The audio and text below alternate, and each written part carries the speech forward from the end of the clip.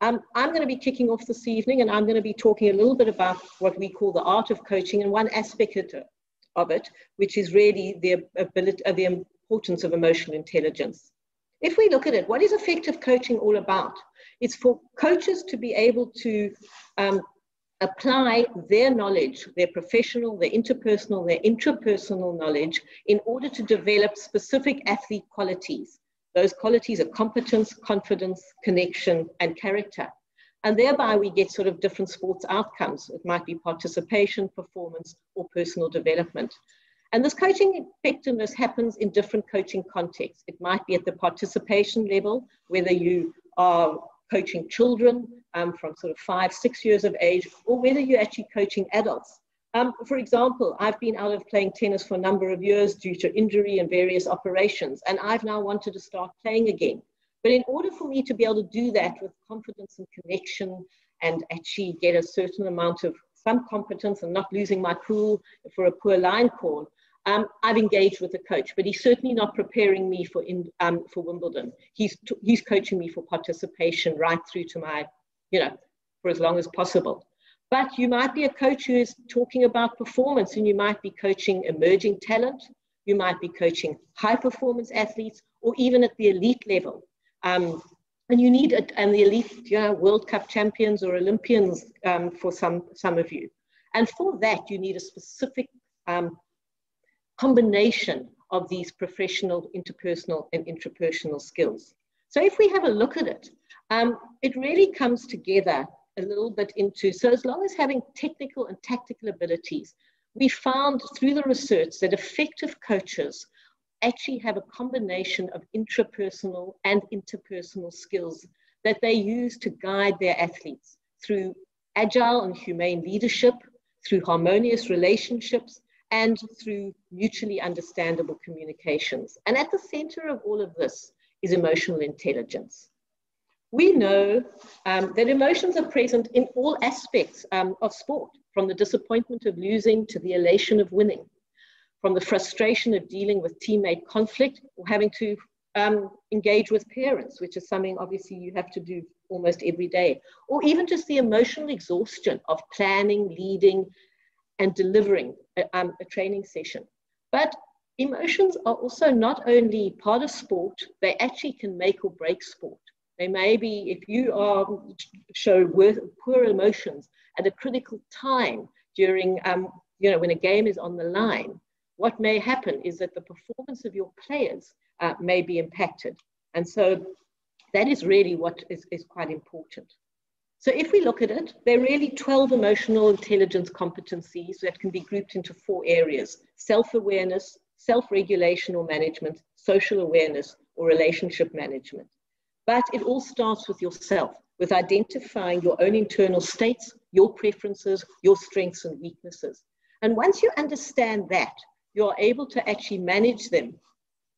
You're maybe able to manage disruptive emotional states, or be able to adapt when you have a setback, and maintain positive outlooks, or really just achieve some success.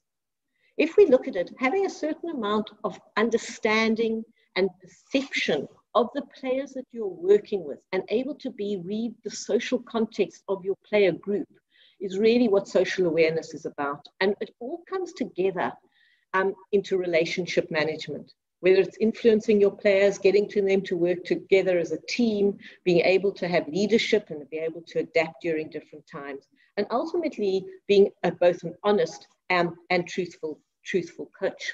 So what does the research say?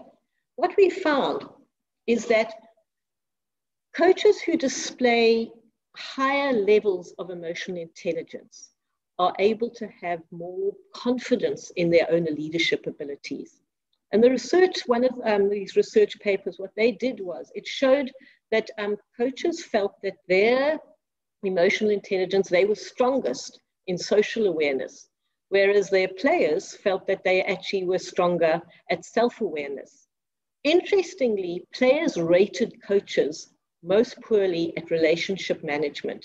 And that is a little bit of a cause for concern, because we know the importance of the coach-athlete relationship.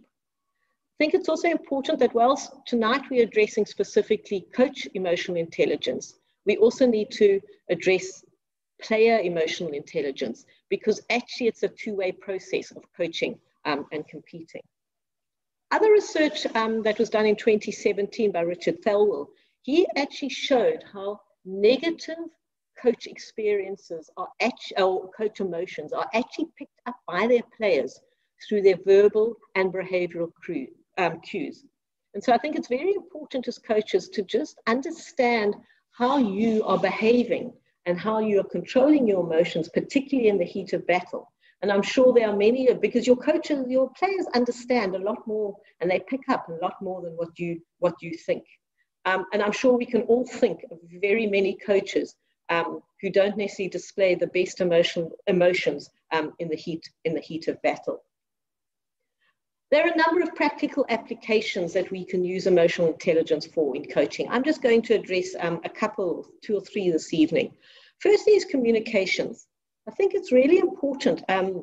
Very often our communications are inappropriate to our players. And that might be because our self-awareness is not great. We're not necessarily aware of the message and the objective that we're trying to get across to our players. We also maybe not aware of our own particular biases. So when we're having a conversation, we're particularly coming through with our own perceptions as opposed to understanding our players. And also sometimes we actually have our conversations with our players in the heat of our emotions, straight after a match, when perhaps it's time for us all to cool down if maybe we've lost. And so if we become more self-aware as to how our emotions are playing out, we can have more positive communications with our players. And that might be whether we're selecting or deselecting players, whether we're managing the bench during a match, whether we're providing feedback, whether we're managing inclusivity and diversity.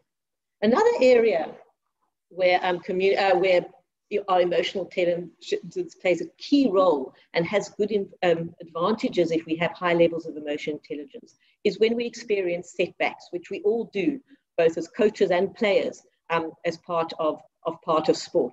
Those setbacks might be injuries, it might be poor performance, it might be the cancellation of an event. Heaven forbid that the Tokyo Olympics, as Cassie talked about earlier, get cancelled again. How we will be able to manage that relationship with our players.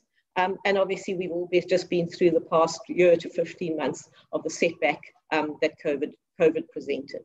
And whilst it might be frustrating for having setbacks, setbacks are not inherently negative. It is how we frame them and how we deal with them that affects it. So I'm just wanting to go, and I'm going to go through a player injuries and how could this play out in a very specific advantage. How would you react as a coach, and some tips if your player had an injury. So I want to look at you.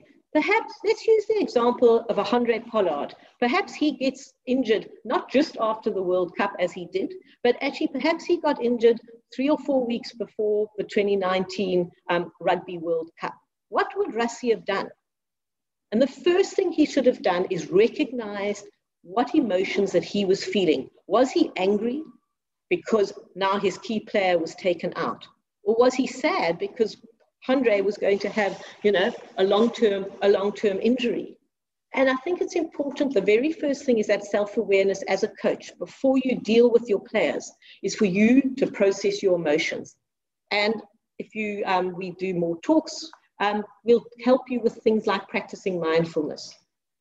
The next level, it's about self-management. You need to reframe it. So if we use the Pollard example again, Rassie would have had to become much more adaptable. He would have had to set new goals and different targets. He's now going to have an Elton Yankees as his key player. So what does that mean for the match?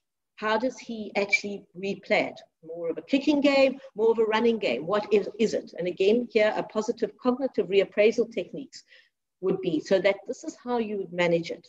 The next level, he's got to start reconnecting, the social awareness part of it, reconnecting with the players. He's got to reconnect with Pollard. Very often we see coaches, when a player gets injured, The injured player is almost discarded as though they were never part of the player, and you need to engage, and it's sort of left to the medical team to deal with it. You need to engage with those players and see how are they feeling. You also then need to start engaging with the new player who's coming in, and also understanding the team dynamics. What are the leaders saying? What are they saying? You know, oh, we're never going to be able to compete at the World Cup because we haven't got our key player. But what message is that saying to Yankees? What message is it saying to the team? And a key tip here is about active listening. And finally, let's reinvigorate the team, using your influencing skills as a coach to build team resilience. And it's really important that it starts with you modeling the behavior. If you're going around constantly being grumpy because you've lost a key player due to injury, what messages are you saying? So you've really got to be, it starts with yourself as the coach. And an example that players have used is, you know, using what we call a team resilience phase. It's really, you know, you might come up with something that says step up, or something, whatever might work. And every player, if someone sees someone behaving in an inappropriate manner, our phrase comes through. So that's really just a little bit about it. So the good news is, though, that with emotional intelligence, we can improve it through some training. And just like you need to train your muscles, we need to train our brains to perform, and train our nerve synapses. So I, encourage you to look at our website and look at some of our coaching offerings and some of the work that we are doing.